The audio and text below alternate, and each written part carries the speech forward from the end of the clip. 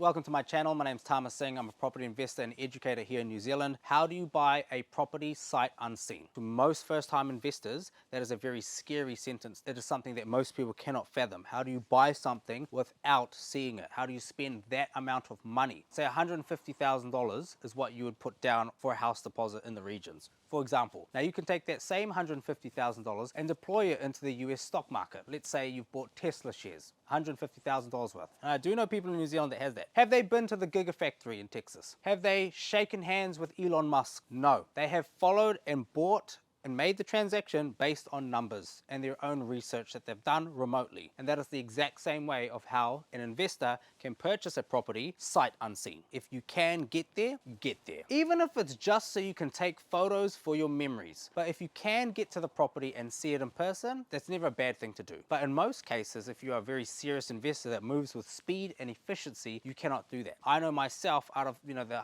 over 150 properties that I've purchased, I don't think I've seen more than 30. I lean on the only type of person that is responsible for repairing the house. So I don't take my lawyer, I don't take my accountant or my mortgage broker to see the house with me. The only person that should give you feedback is the builder that is actually getting paid to repair or renovate the house. When you've done over 150 deals, if you're spending a building report amount on every single house, that is thousands, tens of thousands of dollars. And eventually when you become more advanced and experienced, you know that you don't need a building report for certain houses because you just get the guy who's going to get paid to fix it anyway, go in and quote it. And chances are you can get away with doing that for free, or maybe a few boxes of beers as well. When you are getting a building report, which most investors will lean on to buy sight unseen, the building inspector is never the one that will actually touch the house and repair it. There is a conflict of interest that happens there. If you are getting a building report, I strongly suggest that you should actually call the guy and ask him seriously, like,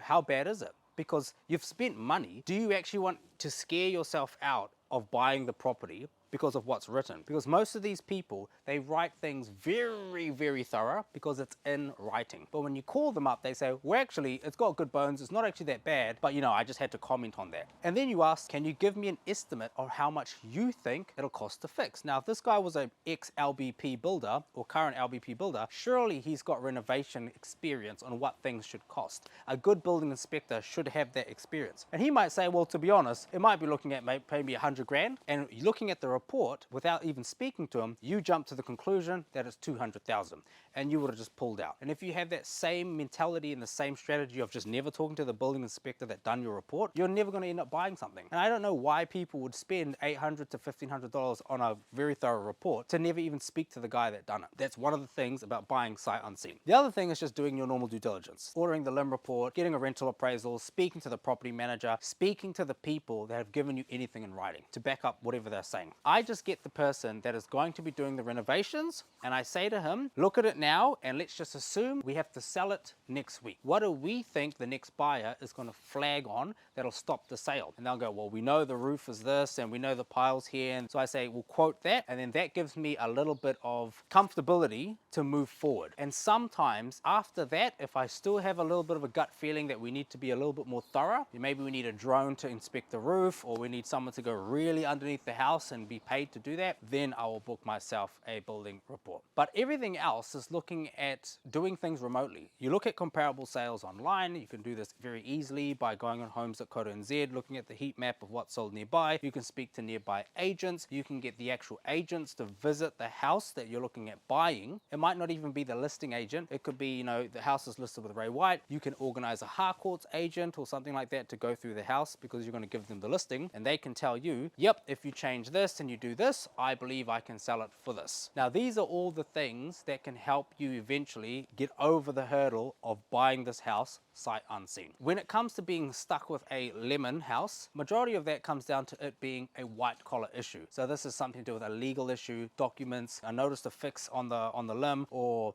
something like that that happens in the legal side. You visiting the house ain't gonna fix that. Your lawyer's job is to check all of those things. You can call the council directly and do that. A builder, a very trained builder or renovation team, should be able to fix anything in the house with their two hands if they have enough time and money. So for me, when I've been buying these houses sight unseen, the number one thing I never want to get stuck on, because I know my builder cannot help me out on it, is to check all the legal things about it. But when you're buying, say, in the regions, old houses that are just freehold, single standing, they very, very rarely have anything to do with those white collar issues. If you are the type of person that actually wants to grow and become a property investor, a serious one, there will be times that you have to buy sight unseen. You can't say to the agent, I'm not going to make an offer until I fly down there or drive down there this weekend. She's already going to have people coming to the open home. They're going to stall your offer so they can get a multi-offer. If I call an agent and I like the house and I can do the numbers in probably 30 minutes, I'll make that offer on the 31st minute. So you're up against people like me and other people that I train on the InvestorPro platform. And if you're a first-time viewer of this video or what I teach, you will be beaten by them every single time if you're too scared to make offers on a house that you haven't seen. Now, there's also other legal things that agents do to try and protect themselves. If you're making an offer without physically seeing the house, they might put a clause there that said sight unseen.